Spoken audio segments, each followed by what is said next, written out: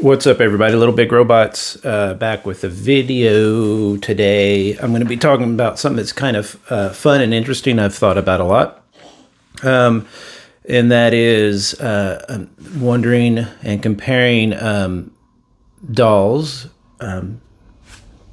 to what you'd call an action figure. To kind of get started, I think the best. Oh, my tummy!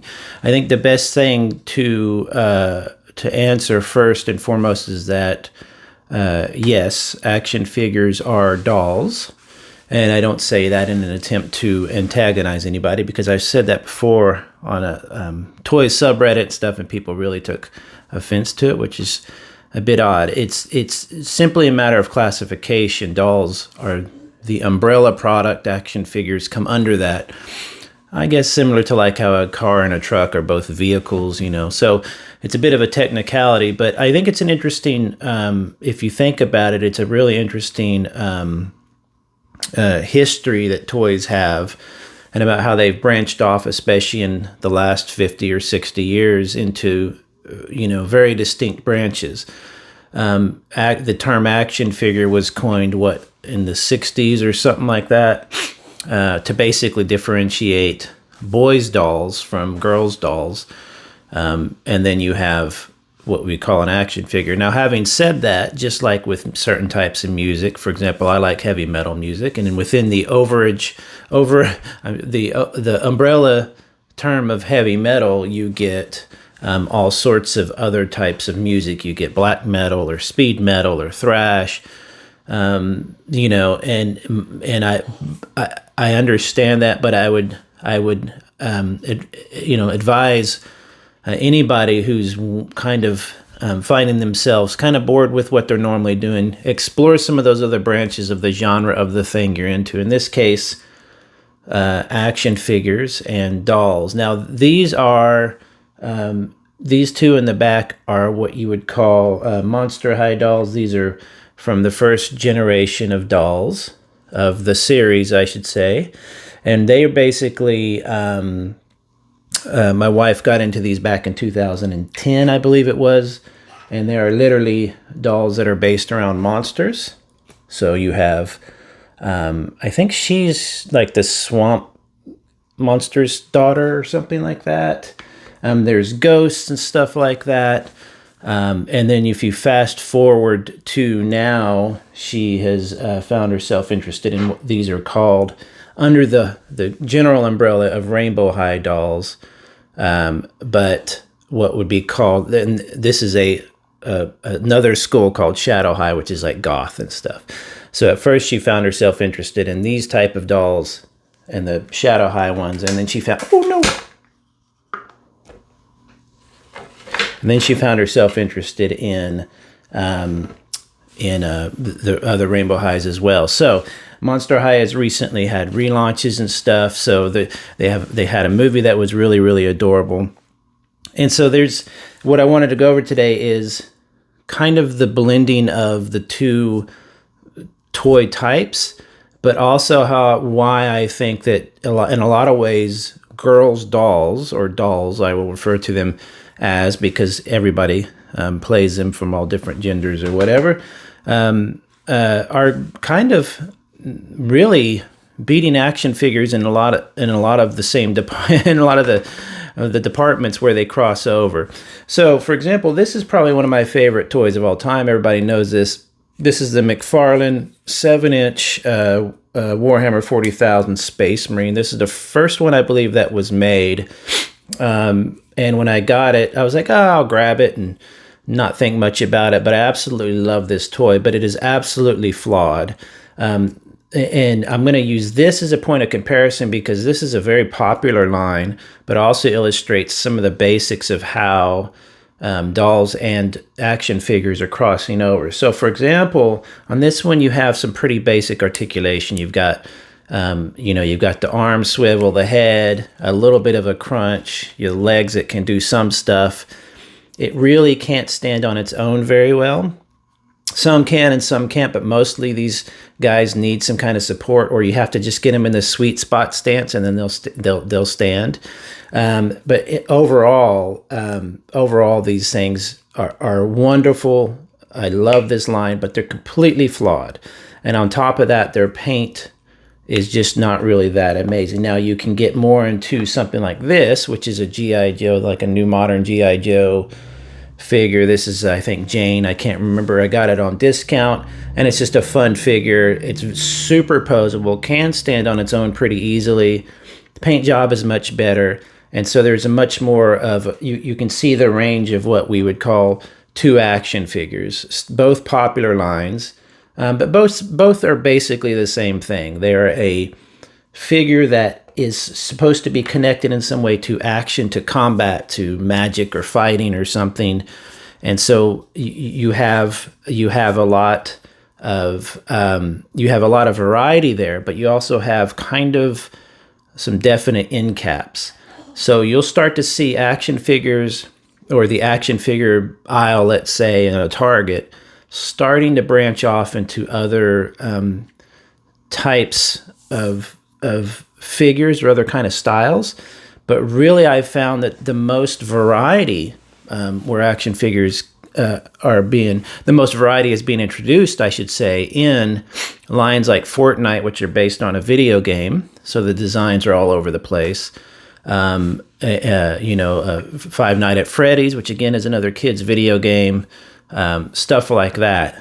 In the general lines, you have the same basic lines you have had for the last 40 years. You have G.I. Joe, like Jane there. You have Transformers, which is still a very, very popular line.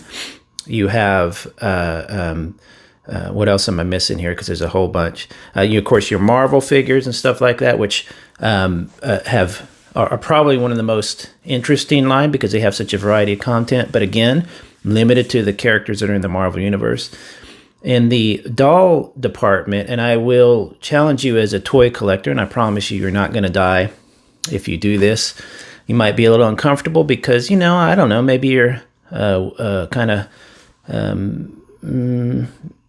of sensitive about this stuff, but go over into the dolls aisle and have a look around. There's 2 or 3, and you're starting to see that the dolls, quote unquote, girls' toys, some stores will call them, although that's generally fell out of favor, they will have a huge variety of toys because they are essentially able to branch off. They're already covering real life and the normal things of life, like cooking or having a horse or having a family and stuff like that. And they're doing that very well, and they have for a while. But they're starting to branch off into superheroes. There's Marvel dolls. There's massive variety in scale in doll lines. You have like these 7-inch guys here.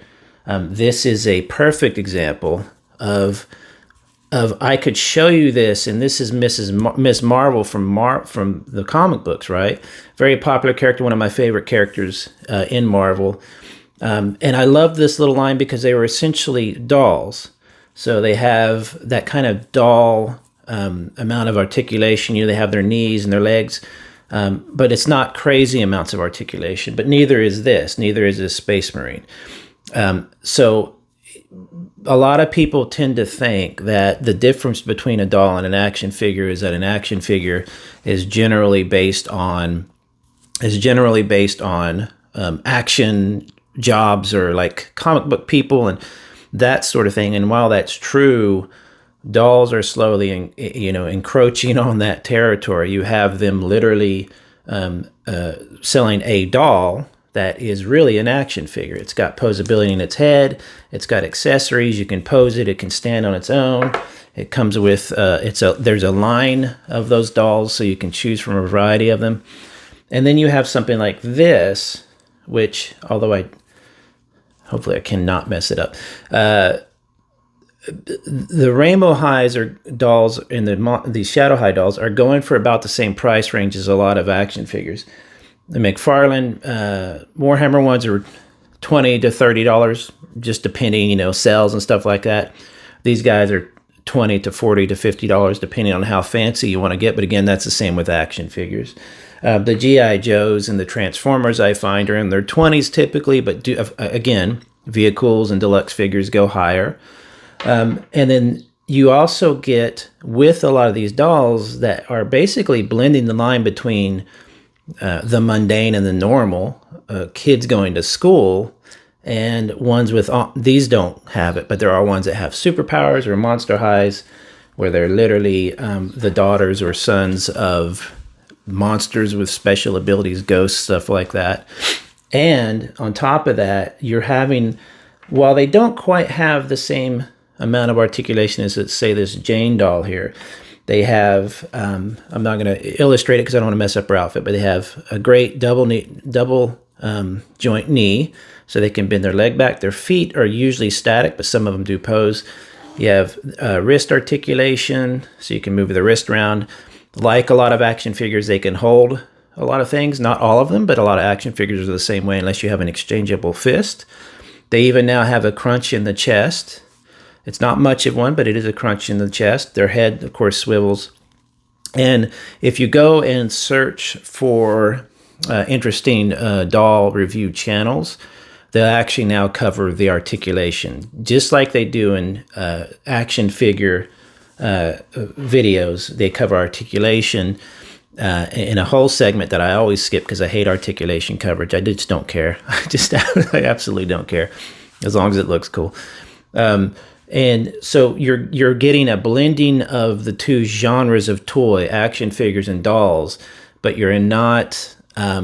But let's just say that dolls are doing much more of the heavy lifting. Again, I challenge you to go into the doll department at any local Target or Walmart or whatever, into the girls' toys, and you're going to find a massive variety of stuff. Not only that, but the accessories can be insane. You can get cell phones and wands and like that purse I dropped on the ground on accident. You can buy clothes. You can buy. My wife has a wardrobe they sold, and in the wardrobe she keeps extra clothes, and you can they have little hangers, and you put it on there. And you also are starting to see action figures flirt a little bit more with dolldom, but not as much.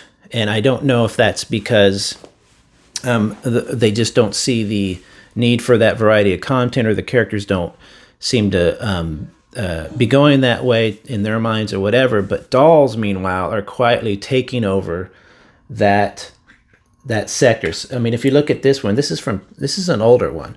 So she got into this quite a while ago. And it's such an interesting doll. I think she's like a Spectre. I can't remember what her deal is, but her eyes, this is one of my favorite ones. You really do start to get, and that's from years ago. And nowadays they're even more, way more detailed, like the shadow highs and stuff. And if you start to really look, you start to realize that, I don't know, I think that dolls, like action figures, are wisely going after the adult market. They actually talk about it. The figures and the price point and the quality of the dolls and stuff all kind of point to that.